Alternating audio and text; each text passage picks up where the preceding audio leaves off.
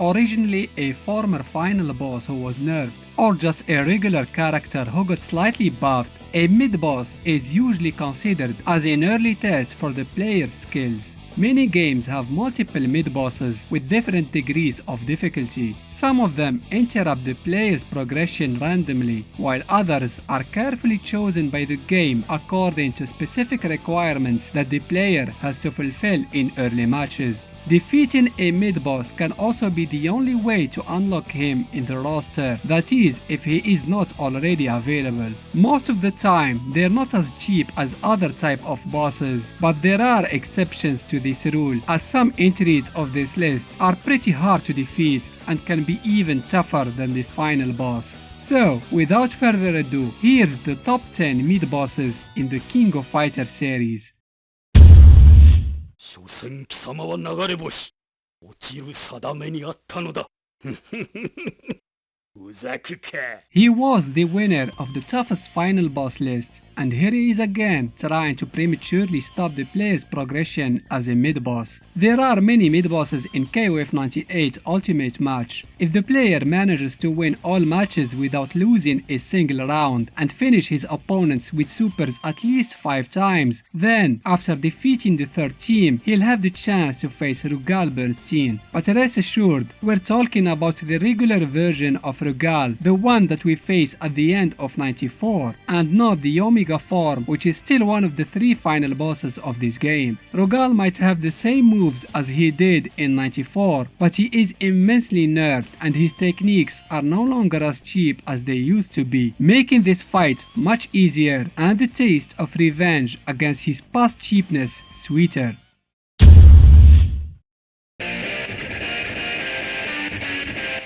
Since his debut in KOF, Billiken always joined other characters before entering a competition. A member in the rival team in 95, allying with Yamazaki and Mary in 97, forming the villains team with Gato and Yamazaki again in 2003, and finally joining his boss for the first time in 14. And during all these games, Billy was always following Geese's orders and doing his bidding. However, there was one time when Billy entered a tournament with his own will, following his personal vendetta against Terry, and that was in KOF 13 when he challenges competitors on his own after the third stage. It's not that surprising to see Billy presented as a boss, knowing that the first time we ever met him, he was actually a sub-boss in the original Fatal Fury. Then he filled the role of mid-boss in many other sequels of that series. It's important to mention that the player may come across a human psyche instead of Billy if he manages to perform 5 or more target actions each round. Also, Ash Crimson is a second mid-boss of that same game, but since I talked about both of them many times before, I thought that Geese's right-hand man deserves a little bit of love as well. Introduced in KOF 2001, former NES agent Ngel was a member of the bad guys team that included K49, Kula and her guardian Foxy, but it wasn't until the following title, KOF 2002, that Ngel was presented as a mid-boss. With a fighting style that combines both Muay Thai and wrestling, Ngel is a force to reckon with. Her chain combos are ruthless and almost impossible to keep up with. She can easily switch from a low attack to an overhead to a command grab in no time. You're never sure what her next move is going to be. Plus she has superhuman speed and can translocate herself in short distances effortlessly. Grapplers in general are very slow as characters, but try saying that to Ngel. For balance purposes, the developers made her one of the hardest characters to master, and I'm glad they did, otherwise Ngel would be an unstoppable broken fighter. She's also a mid-boss in the upgraded and infinitely better version of 2002. However, that game had many other mid-bosses, and I already picked another character from it, but more on that later. コアパメが I long hesitated between two characters for this position. One is the main protagonist of another SNK title, and the other is the antagonist of that same game. Of course, I'm talking about Gaitendo and Silver, the guest characters from Buriki 1 who are present in KOF 11 as mid-bosses. At the end, I chose Silver to be the 7th entry of this list for a number of reasons. I love his design. He looks like he came straight from Street Fighter. It's clear that Akuma was the inspiration here. Silver is the hardest mid-boss to reach, demanding to finish at least 6 opponents with supers and not losing a single fighter. And even then, there is still a chance that another mid-boss may appear to challenge the player instead of Silver. The size of his hands and feet are exaggerated to emphasize the strength of his fists and kicks, since Silver fights with a relatively realistic style and doesn't have any fireballs or other energy techniques. I'd like to applaud the efforts made by SNK to convert a 3D character with his moveset into 2D without losing much of his signature moves. And the same thing can be said for Guy. They also made him somewhat relevant to KOF lore, as Silver seems to know Oswald very well. And finally, he has one of the sickest stances.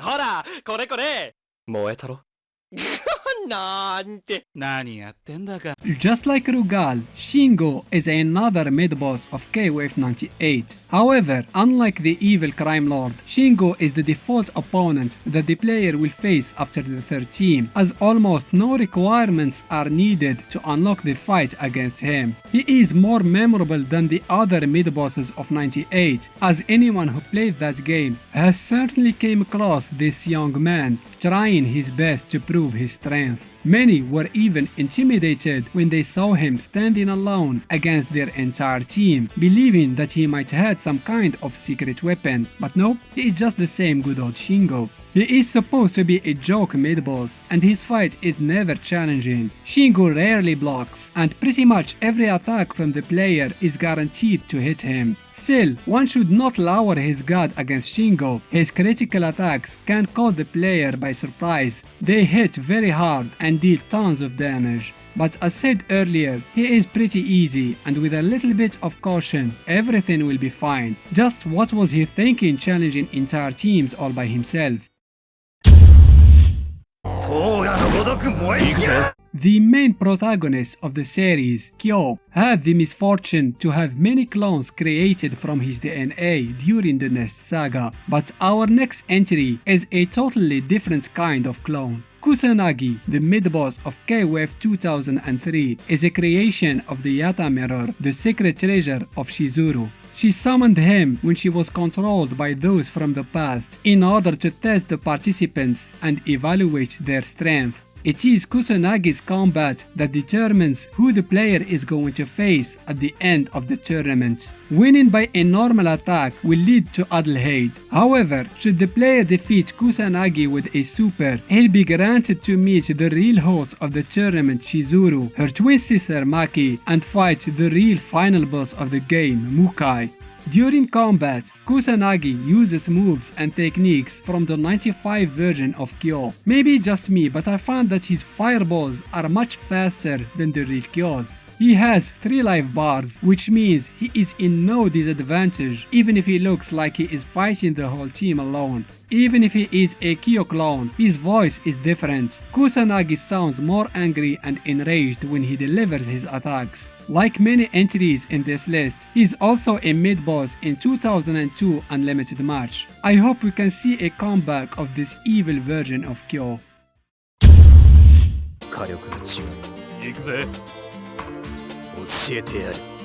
When KOF 2002 Unlimited match came out, it was a step up in every direction of the already acclaimed vanilla version of the same game. Adjusted gameplay, prettier arts, better music, and the biggest roster of the entire series that added more characters while conserving the existing ones. With the exception of one who was replaced by a newcomer. You guessed it, our number 4 of this list is Nameless, who stole K49's place in this remake. SNK hated the design of the latter, being a ripoff of Akira's Tetsuo and all, and decided to just ditch him and make their own version of the latest NES product. Despite being featured in only one non-canonical game, Nameless does have his own story and motivations. Unlike K49, who was presented as a villain, Nameless is more of an anti-hero. But even though he is considered as a totally different character, gameplay-wise, Nameless is still just a reskin of the aforementioned K49. He conserved all the moves from his predecessor with some visual changes. However, Nameless has his own secret desperation move that K49 never had.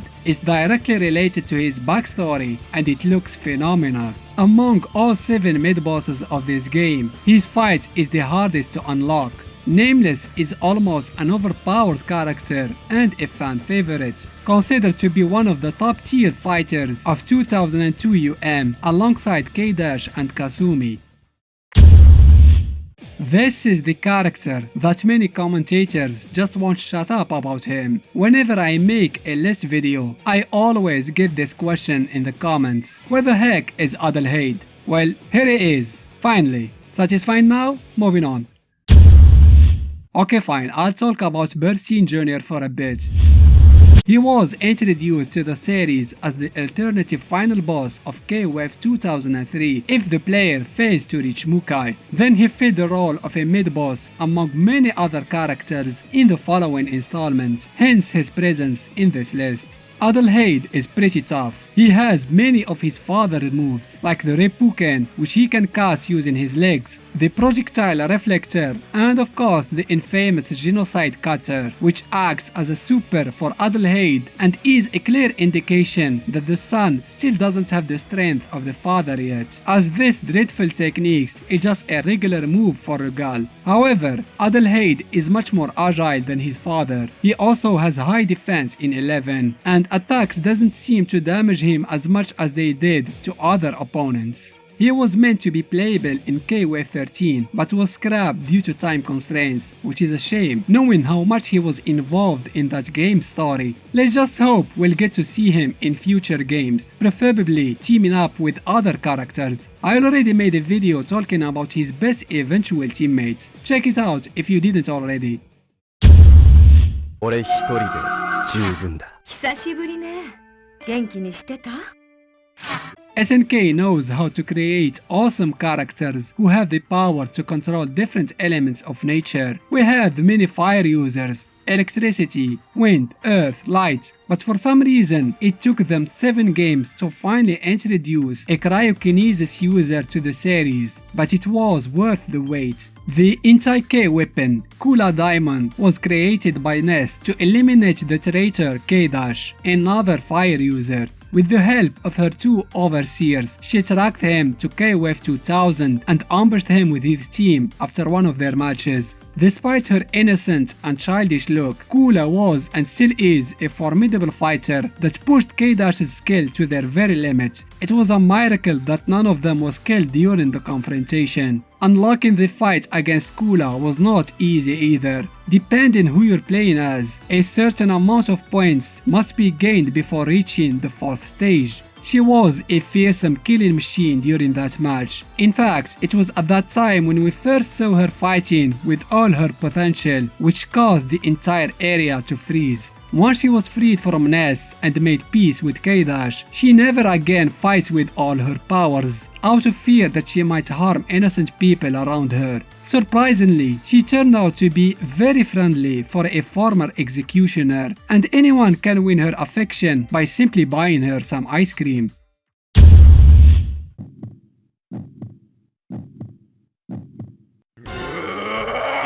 Round 1.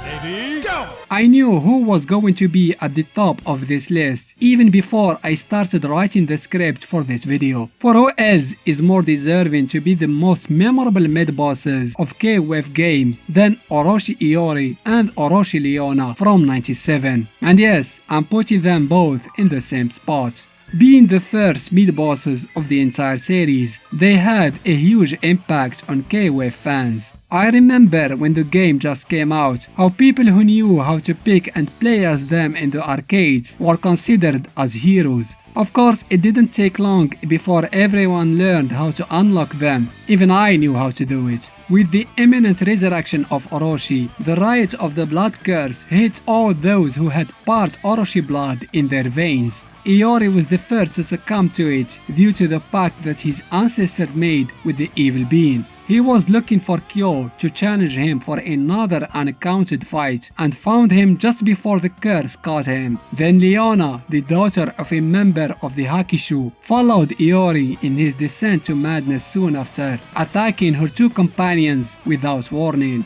By default, the player will have the pleasure to face the enraged Iori after the 6th stage, but if the regular version of Iori is already part of his team, then they will have to deal with Wild Leona. In terms of movesets, there are no differences in comparison with their normal versions. It's their insane speed and aggressiveness that set them apart. While Iori and Leona are here for blood, they have lost all faculty of speaking or even reasoning. The names of their techniques are no more than beastly screams, and they will do everything they could to thorn whoever stands in front of them into small pieces. For these reasons, these two charming persons are the most memorable mid-bosses not only in KOF but probably in all SNK games.